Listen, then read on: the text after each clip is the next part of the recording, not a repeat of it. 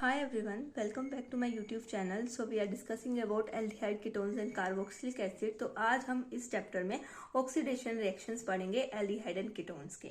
सबसे पहली बात तो ये है कि ऑक्सीडेशन रिएक्शंस के बेस के ऊपर हम एल्डिहाइड एंड कीटोन को थोड़ा सा डिफरेंशिएट कर सकते हैं, क्योंकि एल्डिहाइड जो होते हैं वो माइल्ड ऑक्सीडाइजिंग एजेंट के हेल्प से ही ऑक्सीडाइज हो जाते हैं, लेकिन कीटोन्स को ऑक्सीडाइज करने के लिए हमें स्ट्रॉन्ग ऑक्सीडाइजिंग एजेंट की जरूरत पड़ती है। ठीक है, तो बहुत विग्रस कंडीशन में आपका जो कीटोन है वो ऑक्सीडाइज होता है। तो हम जैसे देखते हैं कि aldehyde and ketones differ in their oxidation reactions. जो मैंने अभी बोला, aldehyde are easily oxidise to carboxyl, दोनों कार्बोक्सिलिक एसिड में जो है वो कन्वर्ट होंगे, क्योंकि इसके आगे जो प्रोसीडिंग बनेगा इसके आगे ऑक्सीडाइज होके वो कार्बोक्सिलिक एसिड ही बनेगा दोनों का, क्योंकि वही बचा है। ठीक है, एल्कोहल लेते, एल्कोहल इनके पीछे आता है। एल्कोहल को ऑक्सीडाइज हम एल्डिहाइड कीटोन में भी कर सकते थे वीक ऑक्सीडाइजिंग एजेंट लेके, एंड देन अगर एल्कोहल पे स्ट्रॉन्ग लेते तो वो सीधा कार्बोक्सिलिक एसिड में चल जाता। ठीक है, लेकिन अब एल्डिहाइड एंड कीटोन्स हैं। ठीक है, अब इनके आगे सिर्फ कार्बोक्सिलिक एसिड बचा है तो हम उसी में ऑक्सीडाइज कर सकते हैं। बस डिफरेंस यहाँ आता है कि एक आसानी से ऑक्सीडाइज हो जाता है और एक थोड़ा कठिनाई से ऑक्सीडाइज होता है। ठीक है, तो होंगे एल्डिहाइड दोनों ही किसमें, कार्बोक्सिलिक एसिड में। तो जैसे ये आपका एल्डिहाइड है, इसमें हमने क्या यूज करना है, माइल्ड ऑक्सीडाइजिंग एजेंट यूज करना है, एंड ये चेंज हो जाएगा एसिड में इस तरह से। ठीक है, अब जो यहाँ पे माइल्ड ऑक्सीडाइजिंग एजेंट जो हैं वो उनके मैं नाम आपको बता देती हूँ। ठीक है, कौन कौन से यूज हो सकते हैं, जैसे कि आपके पास नाइट्रिक एसिड हो गया। ठीक है, पोटेशियम परमैंगनेट हो गया। ठीक है, KMnO4, और पोटेशियम डाइक्रोमेट हो गया K2Cr2O7। ठीक है, इस तरह से ये कुछ एक एटसेट्रा। ठीक है, इनकी हेल्प से हम आसानी से, ये कॉमन है, माइल्ड नहीं हम कह सकते यहाँ पे, क्योंकि these are not mild, strong oxidising agent है बट कॉमन। ठीक है, इन्हीं को आसानी से कॉमन आप कह सकते हो कि कॉमन ऑक्सीडाइजिंग एजेंट हम डालेंगे। कोई ऐसा हमें कंडीशंस नहीं लगानी पड़ती हैं, कोई बिगरेस कंडीशंस बिल्कुल भी नहीं लगानी पड़ती है। बस आप ये डालोगे एल्डिहाइड में and that is easily converted to carboxylic acid. लेकिन अगर हम कीटोन की बात करते हैं, जैसे ये हो गया कीटोन। ठीक है, इसमें इसको थोड़ा विग्रस कंडीशंस लगानी पड़ेंगी, जैसे strong oxidising agent and at elevated temperature आपको देना पड़ेगा, तब ये आपका जाके कन्वर्ट होगा मिक्सचर में। दिक्कत यहाँ आती है कि यहाँ पे दो तरह के आर ग्रुप आते हैं। अगर आर ग्रुप सिमिलर है तो चाहे आप यहाँ से क्लीवेज करो या यहाँ से क्लीवेज करो, आपका प्रोडक्ट सेम बनेगा। लेकिन अगर मैंने यहाँ डैश लगा दिया, आर कुछ और है और आर डैश कुछ और है, ठीक है, तो आपके पास मिक्सचर ऑफ प्रोडक्ट बनेंगे। ठीक है, कैसे बनेंगे वो मैं आपको बता देती हूँ। अब जैसे ये देखो इस तरह से, अब मैं आपको एग्जाम्पल, यहाँ पे मैंने दो चीजें आपको मैं नीचे लिख भी दूंगी। ठीक है, दो डिफरेंसेस आपके यहाँ पे आसानी से दिखने को मिल जाते हैं। ठीक है, कैसे, यहाँ पे जैसे मैं एग्जाम्पल लेती हूँ, यहाँ पे मैं CH3 ले लेती हूँ। ठीक है, यहाँ ये ले लेती हूँ और यहाँ CH2 एक्स्ट्रा ले लेती हूँ और एक R डैश ले लेती हूँ। ठीक है, अब हमने क्लीवेज कहाँ से करनी है, सबसे पहले हम इसको नंबर दे लेते हैं 1 2 3 4। सबसे पहले हम क्लीवेज करेंगे, cleavage O bond C1 between C1 and C2। ठीक है, ये वाला बॉन्ड हम सबसे पहले ब्रेक करेंगे। ठीक है, तो क्या बनेगा, यहां से हमने इसको ब्रेक किया तो एक तो यहां से बनेगा CH3COOH। ठीक है,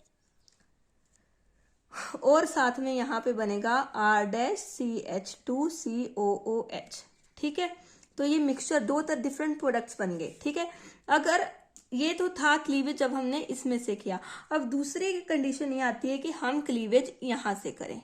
C2 एंड C3 के बॉन्ड के बीच का क्लीवेज हम कर रहे हैं, ठीक है। तो अगर cleavage of bond between C2 and C3, ठीक है, तब क्या होने वाला है, तब आपका देखो यहाँ पे ये क्या बनेगा, CH3C, अब हमने यहाँ से ब्रेकेज की है तो CH3COOH बनेगा एंड R-CH2COOH बनेगा, ठीक है। तो ये दो देखो, अब आप क्लीवेज के भी ऊपर भी डिपेंड करता है कि मिक्सचर ऑफ प्रोडक्ट्स आपके क्या बनने वाले हैं, ठीक है। और और यहाँ पे टू डिफरेंसेस आ जाते हैं आपके बिटवीन एल्डिहाइड एंड कीटोन के ऑक्सीडाइजिंग नेचर पे, ऑक्सीडाइजिंग रिएक्शन पे, सॉरी, ठीक है। तो यहाँ पे क्या हो जाता है, पहला पॉइंट अगर मैं लिखूं, ठीक है, तो aldehyde react easily with common oxidising agents, ठीक है। जो आपके क्या हो सकते हैं, ये मैंने ऊपर आपको बताया कॉमन ऑक्सीडाइजिंग एजेंट, ठीक है।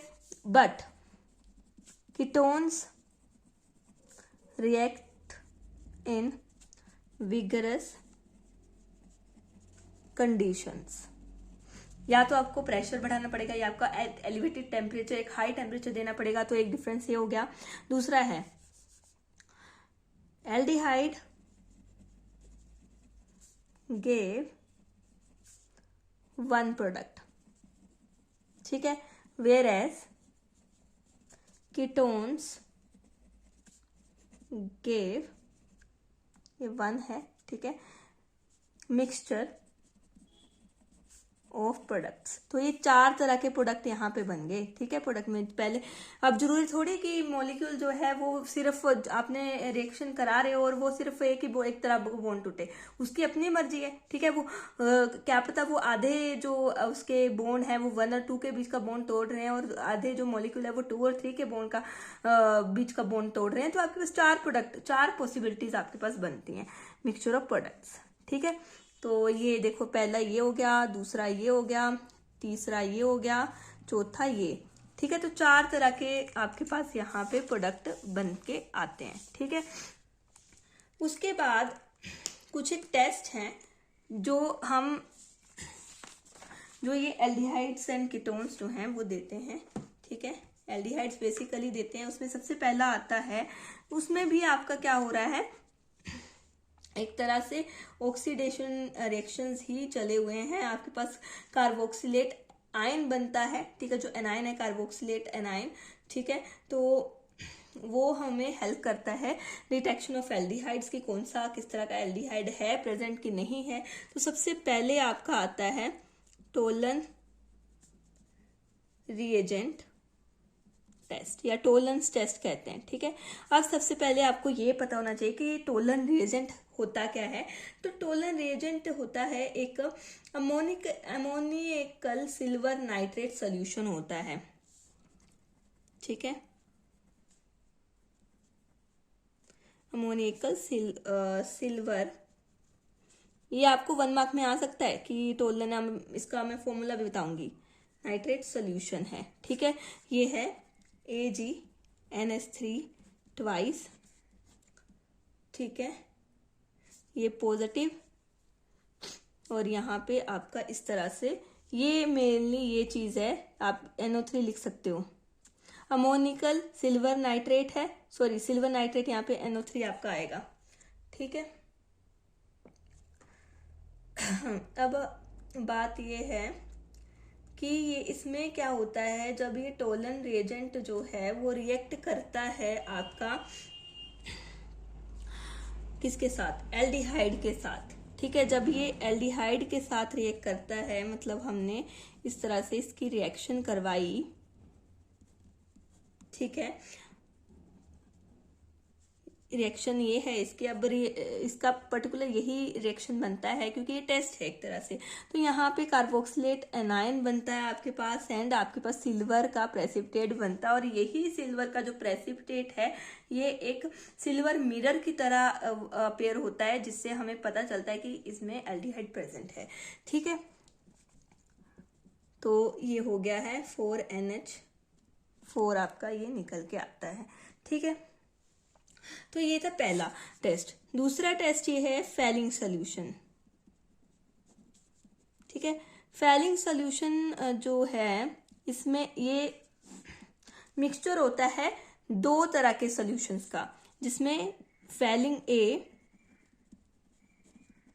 Plus falling B. ठीक है, इन दोनों को हम 1:1 की रेशो में मिक्स करेंगे, एंड जो रिजल्टिंग सोल्यूशन आएगा उससे हम रिएक्शंस को परफॉर्म करेंगे चेक करने के लिए। ठीक है, जो फैलिंग ए है, फैलिंग ए जो है वो है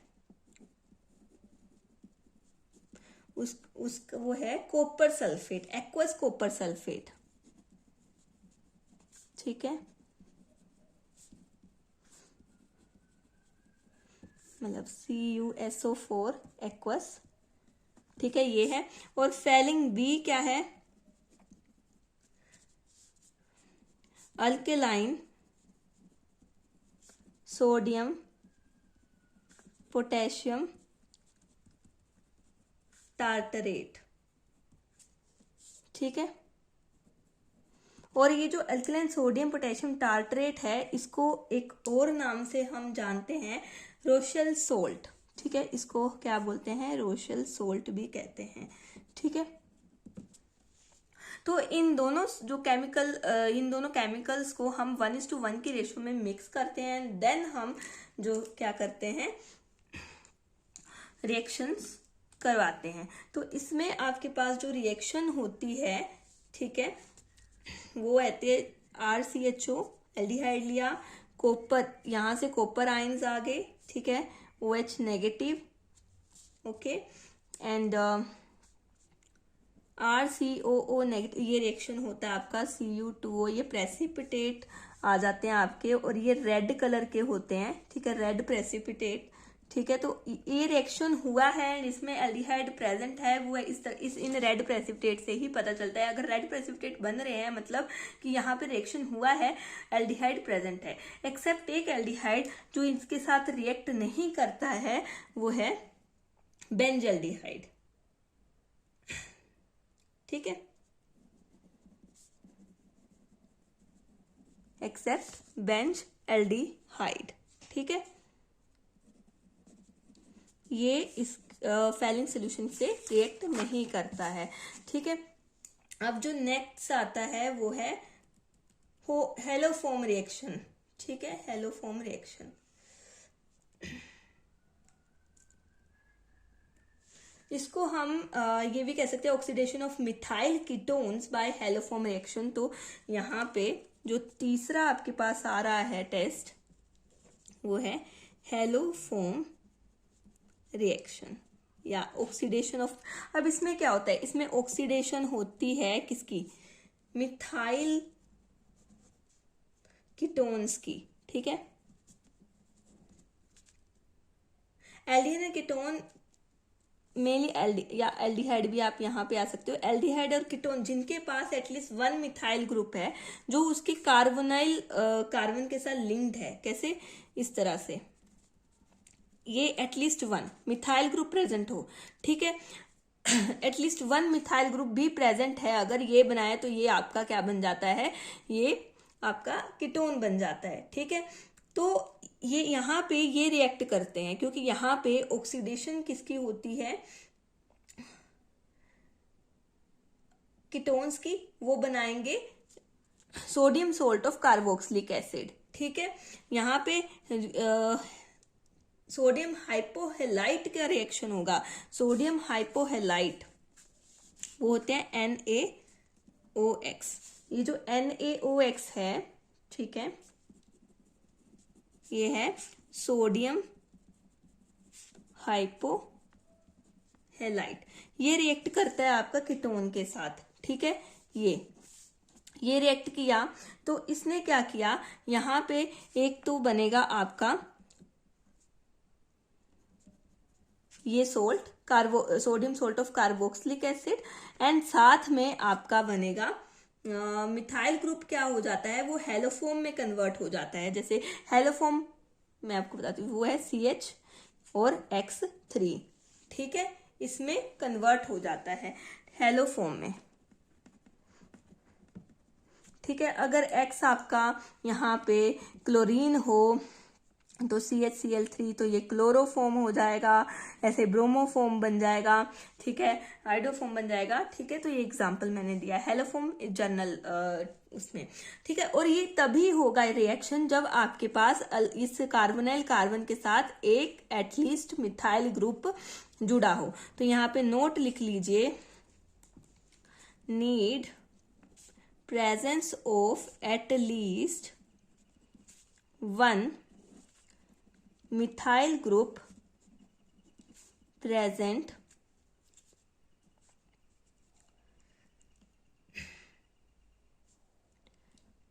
linked to carbonyl carbon, या प्रेजेंट छोड़ दो कि presence of at least one methyl group link to carbonyl carbon, ठीक है। ग्रामर पे साइंस में ध्यान इतना नहीं जाता है, बस आपको कंसेप्ट समझ में आना चाहिए कि क्या मैं बोल रही हूँ। और अगर आपके सबस्ट्रेट में अगर डबल बॉन्ड प्रेजेंट है, ठीक है, तो ये उसको कोई इफेक्ट नहीं करता है, ठीक है। मतलब यहाँ पे डिटेक्शन किसकी होगी, डिटेक्शन ऑफ CH3CO ग्रुप की, ठीक है, इसकी डिटेक्शन होने वाली है। ये वाला जो पार्ट है, ये वाला जो पार्ट है CO वाला, ये तो इंक्लूड हो जाएगा आपका sodium salt of carboxylic acid में, और जो CH3 वाला पार्ट है वो हेलोफोम बना लेगा, ठीक है। तो ये थे हेलोफोम रिएक्शंस, ठीक है। उसके बाद हमारे पास मोस्ट इम्पोर्टेंट जो यहाँ पे आता है इसमें चैप्टर में ऑक्सीडेशंस में, वो है आपका reactions due to alpha hydrogens. तो हम वो करते हैं अब, ठीक है, reactions due to alpha hydrogen. Alpha hydrogen वो हो गया कि जैसे आपका कोई फंक्शनल ग्रुप है, उसके मैं आपको बताती हूँ, जैसे ये आपका कार्बोनाइल ये फंक्शनल ग्रुप है, इसके साथ आपका इस तरह से मैंने कुछ लगाया हुआ है, तो ये अल्फा कार्बन हो गया जो इसके बिल्कुल बगल में बैठा हुआ है, इसके आगे वाला बीटा, और इसके आगे अगर कोई है तो वो क्या हो जाएगा, गामा, फिर डेल्टा, ऐसे आपका चलता जाएगा, ठीक है। लेकिन अब इसमें क्या है, इसमें आपका दो ही कार्बन, मतलब अल्फा और बीटा। तो यहाँ पे हम अल्फा हाइड्रोजन्स के कारण हम रिएक्शंस पढ़ने वाले हैं। वो क्यों पढ़ने वाले हैं वो हम देखो, क्योंकि ये जो अल्फा हाइड्रोजन होता है, alpha hydrogen is acidic in nature. Acidic nature में क्या होता है कि ये H पॉजिटिव की फॉर्म में निकल जाता है, ठीक है, H पॉजिटिव की फॉर्म में निकल जाता है। क्यों निकल जाता है, क्यों एसिडिक है, ठीक है। क्वेश्चन ये आता है, क्वेश्चन क्या आता है, why this alpha hydrogen is acidic. दिमाग में क्वेश्चन आया, ये आपके दिमाग में भी आना चाहिए कि क्यों है एसिडिक, ठीक है। तो एसिडिक इसलिए है क्योंकि इसके बगल में कौन बैठा है, कार्बोनाइल ग्रुप बैठा हुआ है, ठीक है। जैसे हमारे पास ये है, ये लिया था हमने, एक मैं इसको खोल देती हूँ, और CH3, तो अब क्या होगा, यहाँ पे ये C डबल बॉन्ड, ऑक्सीजन क्या है, ऑक्सीजन मोर इलेक्ट्रोनेगेटिव है, ठीक है, more electronegative in nature, EN मैंने इलेक्ट्रोनेगेटिव को डिनोट किया है, ठीक है। तो ये क्या करेगा, अट्रैक्ट्स इलेक्ट्रॉन्स, ठीक है। तो ये इलेक्ट्रॉन इसकी तरफ यहाँ पे पॉजिटिव चार्ज आ जाएगा, अपनी तरफ खींचेगा, तो यहाँ डेल नेगेटिव आ जाएगा। अब ये पॉजिटिव चार्ज है तो इसको थोड़ी सी अपने को स्टेबल करना, हर कोई स्टेबल करना चाहता है। अगर कोई अनस्टेबल हो रहा है तो वो यहाँ से इलेक्ट्रॉन खींचेगा, ठीक है, और यहाँ पे भी थोड़ा सा आपका पॉजिटिव चार्ज आ जाएगा तो वो यहाँ से खींचेगा, ठीक है। तो H पॉजिटिव और जो CH के बीच के जो इलेक्ट्रॉन्स हैं वो CH की तरफ को बढ़ जा रहे हैं, ठीक है। मतलब H जो है वो उसकी जो बाइंडिंग है वो आपकी क्या हो रही है, लूज हो रही है, तो वो आसानी से यहाँ से निकल जाएगा H पॉजिटिव की फॉर्म में, ठीक है। दैट्स वाई ये जो अल्फा कार्बन अल्फा कार्बन पे जो आपका हाइड्रोजन होता है, अल्फा हाइड्रोजन, वो एसिडिक नेचर का होता है। तो अभी हम 2-3 जो रिएक्शंस हैं वो इसी के बेस के ऊपर पढ़ेंगे। तो इसमें हम पढ़ेंगे एल्डोल कंडेंसेशन, सबसे पहला रिएक्शन। ठीक है, एल्डोल कंडेंसेशन में क्या है कि हम सेम तरह के एल्डिहाइड एंड कीटोन्स लेंगे जिनमें एटलीस्ट 1 अल्फा हाइड्रोजन की प्रेजेंस होनी चाहिए। ठीक है, तो मैंने ये बोला कि एल्डिहाइड और ketones having at least 1 alpha hydrogen. ठीक है, एटलीस्ट एक तो होना चाहिए, तभी रिएक्शन होगा, क्योंकि हेडिंग ही हमने डाली अल्फा हाइड्रोजन की रिएक्शंस देखनी है हमने, तो उसी के अंडर हम पढ़ रहे हैं। तो मतलब यहाँ पे कंडीशन ये है, ऑब्वियसली है कि अल्फा हाइड्रोजन आपका एटलीस्ट 1 अल्फा हाइड्रोजन आपका होना चाहिए। ठीक है, और दूसरी की हमने सेम तरह के जो रिएक्टेंट हैं, अगर हम CH3CHO ले रहे हैं तो 2 मॉलिक्यूल इसी के लेंगे। ठीक है, सबसे पहले मैं आपको इसका जर्नल बता देती हूँ रिएक्शन कि पूरा रिएक्शन कैसा होता है। इसमें हमने डाला है डाइल्यूट NaOH। ठीक है, NaOH डाल दिया है। अब यहाँ पे क्या चीज बनती है, सबसे पहले आप ये रिएक्शन देखो कि यहाँ पे ये OH बन रहा है। ठीक है, और यहाँ पे ये CH2CHO बन रहा है, ये बन गया। एंड जब हम इसको हीट करते हैं तो यहाँ से क्या निकलता है, वाटर मॉलिक्यूल निकल जाता है एंड यहाँ पे एल्कीन की फॉर्मेशन हो जाती है, जो यहाँ पे इस तरह से हमारा प्रोडक्ट बनता हुआ नजर आ रहा है। ठीक है, तो अब यहाँ पे नाम देखो क्या है, एल्डोल कंडेंसेशन। एल्डोल जो नाम है वो 2 फंक्शनल ग्रुप के कारण आया है, जो इस मॉलिक्यूल में ये एल्डोल है। ठीक है, और ये कंडेंसेशन होने के बाद जो प्रोडक्ट बनता है वो ये है। ठीक है, तो एल्डोल नाम कहाँ से आया, एल्डोल नाम आया, इसमें है एल्डिहाइड प्लस एल्कोहल। ठीक है, एल्डिहाइड एंड एल्कोहल, इन दोनों को जोड़ा तो हमारे पास एल्डोल बना। क्यों, क्योंकि जब आप इस कंपाउंड को देखते हो तो इसमें एल्कोहल वाला फंक्शनल ग्रुप भी है और एल्डिहाइड भी है। ठीक है, तो आपके पास यहाँ पे इसको जोड़ेंगे तो एल्डोल बनेगा। ठीक है, तो एल्डोल लिख दिया। उसके बाद यहाँ पे अगर हम इसको हीट देते हैं तो यहाँ पे क्या निकलता है, वाटर मॉलिक्यूल निकल जाता है ना, आपके पास कंडेंसेशन एक प्रोडक्ट बनता है जो अल्कीन होता है। ठीक है, तो मतलब अल्टीमेटली अगर हमने इसको थोड़ा सा हीट दिया तो कंडेंसेशन हो जाएगी इसकी एंड आपका एल्कीन बन जाएगा। दैट्स वाई इस रिएक्शन को हमने एल्डोल कंडेंसेशन नाम दिया है। अब इसका हम देख लेते हैं मैकेनिज्म। ठीक है, आप जिसने पढ़ना है वो पढ़ सकते हैं, जिसने नहीं पढ़ना, लेकिन मेरे को ऐसा होता है कि जब तक मैं सोचूं मेरे दिमाग कि ये OH आया कैसे, तब तक मेरे को समझ नहीं है। तो सबसे पहले जैसे यहाँ पे 2 मॉलिक्यूल हैं, तो सबसे पहले हम क्या करेंगे, एक मॉलिक्यूल को उठा लेंगे और उसको इससे खोल के लिख देंगे। ठीक है, ये है। अब यहाँ पे अल्फा हाइड्रोजन कौन सा है, अल्फा हाइड्रोजन मैंने बोला था ये कार्बोनाइल कार्बन है, इसके साथ वाला जो अटैच्ड ये अल्फा कार्बन हो गया एंड इसके साथ जो ये 3 जुड़े हैं ये अल्फा हाइड्रोजन होते हैं। ठीक है, और हमने क्या डाला है, डाइल्यूट NaOH डाला है, मतलब यहाँ पे क्या है, आप यहाँ पे OH नेगेटिव लिख सकते हैं। ठीक है, इस तरह से। अब ये OH नेगेटिव है, यहाँ से ये हाइड्रोजन मैंने बोला कि H पॉजिटिव की फॉर्म में निकलता है, तो ये इस H पॉजिटिव को ले लेगा। तो यहाँ पे क्या बना, यहाँ पे बॉन्ड नीचे को आ गया, तो ये कार्बन के ऊपर चले गए इलेक्ट्रॉन, तो नेगेटिव चार्ज की फॉर्म में आ गया। ठीक है, तो आपके पास ये वाला एक इंटरमीडिएट आपका कार्बेनाइन बनता है। ठीक है, तो ये कार्बेनाइन बना है एक। ठीक है, जैसे कार्बोकेटाइन होता है वैसे कार्बोएनाइन होता है। ठीक है, अब जो दूसरा मॉलिक्यूल है हम उसको लेंगे, उसको भी ऐसे खोल के लिख लेंगे। वो उस पे तो हमने कोई काम अभी किया नहीं है, तो उसको ऐसे ऐसे खोल के लिख ले रहे हैं। ठीक है, और यहाँ पे ये जो आया है इसको रिएक्ट करवाएंगे। अब यहाँ पे नेगेटिव चार्ज है, CH है और ये डबल बॉन्ड O है। अब आपको पता है कार्बन जो है वो डेल्टा पॉजिटिव होता है उसके ऊपर, तो ये नेगेटिव चार्ज है, तो इसने पॉजिटिव को ढूंढ लिया। ठीक है, रिएक्ट कर लेगा, तो क्या बनता है आपके पास बन जाता है, ये यहाँ गया है तो ये अब कार्बन सिर्फ 4 बॉन्ड बना पाता है। देखो 1 2 3 4 पहले से, और जब ये जुड़ेगा तो 5वां बॉन्ड बन जाएगा, तो अनस्टेबल हो जाएगा। तो ये क्या करेगा, ऑक्सीजन की तरफ को ए बॉन्ड के इलेक्ट्रॉन्स को भेज देगा ताकि 4 ही बॉन्ड बने रहें।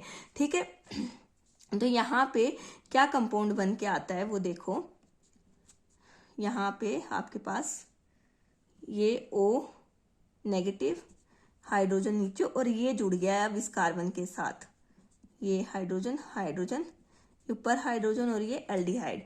ठीक है, ये यही प्रोडक्ट आ चुका है, ऐसा ही प्रोडक्ट। ठीक है, कैसे, ये देखो CH3 कंडेंस करके लिख दो, CH3, और ये अब यहाँ पे जब हमने पानी डाला है, ठीक है, पानी डाला है यहाँ पे, तो ये O नेगेटिव है, ये H है, ये CH2 है, और ये CHO आ रहा है।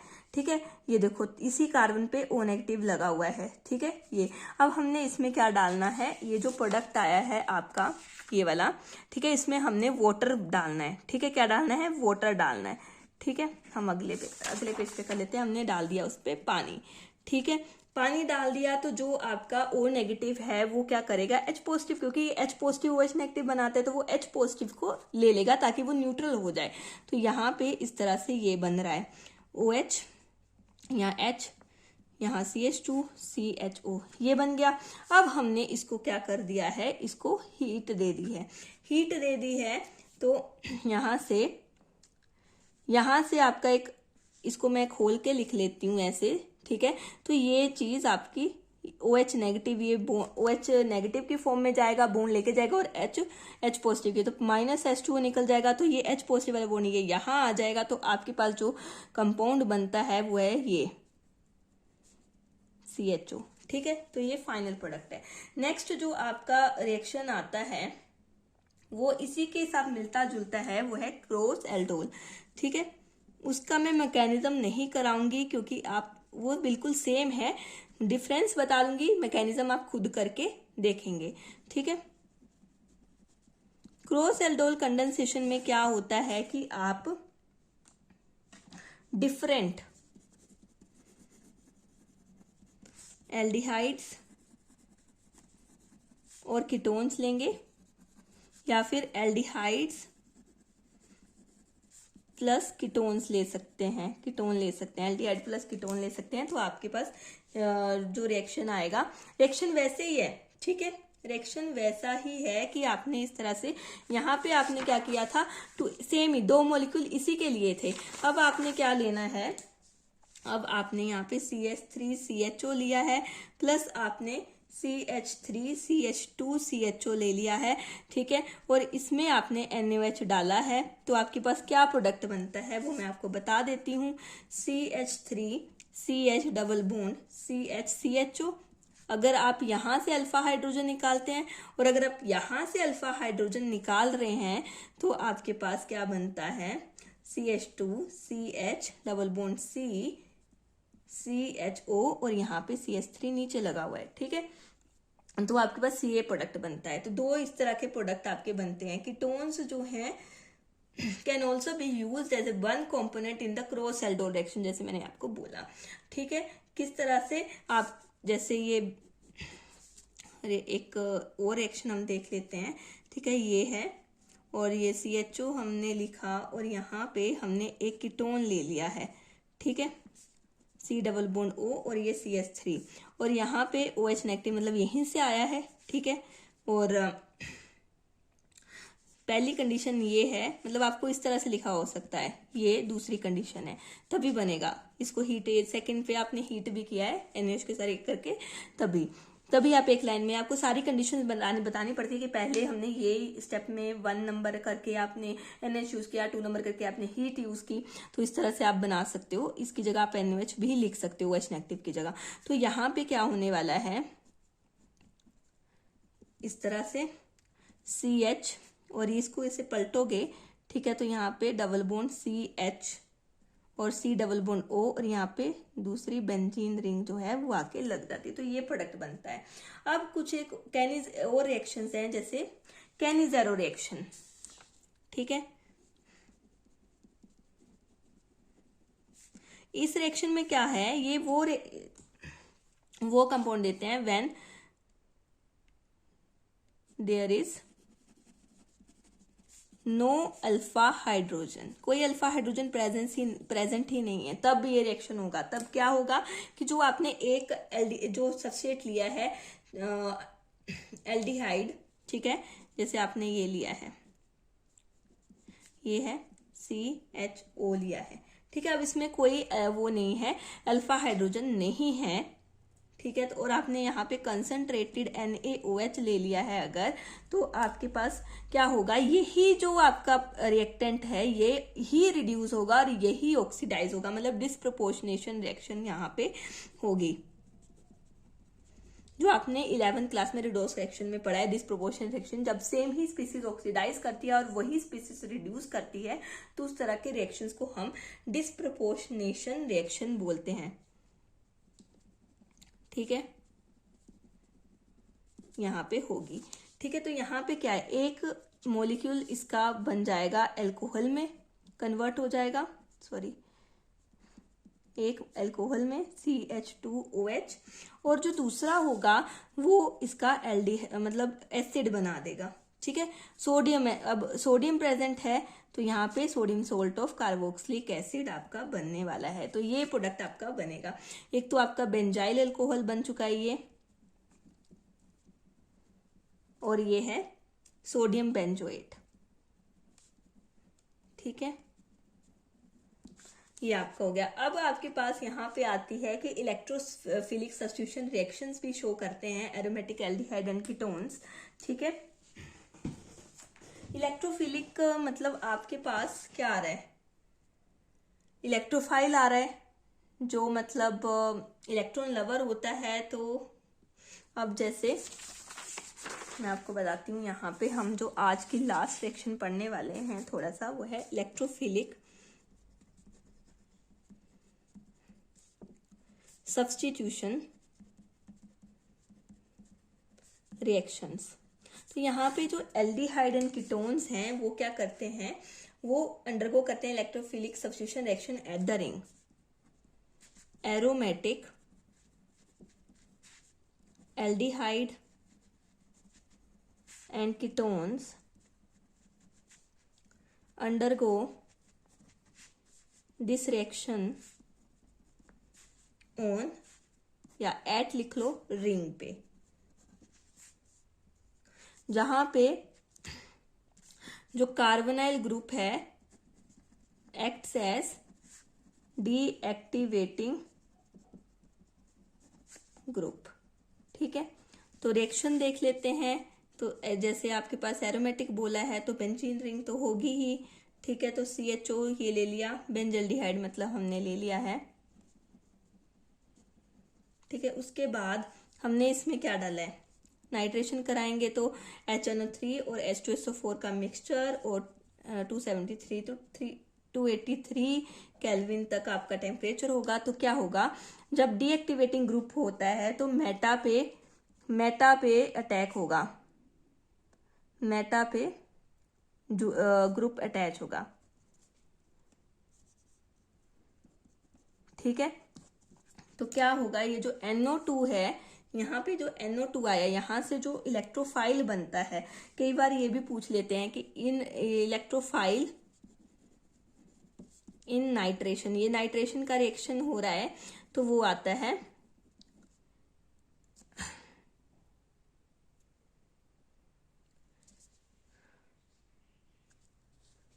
ठीक है।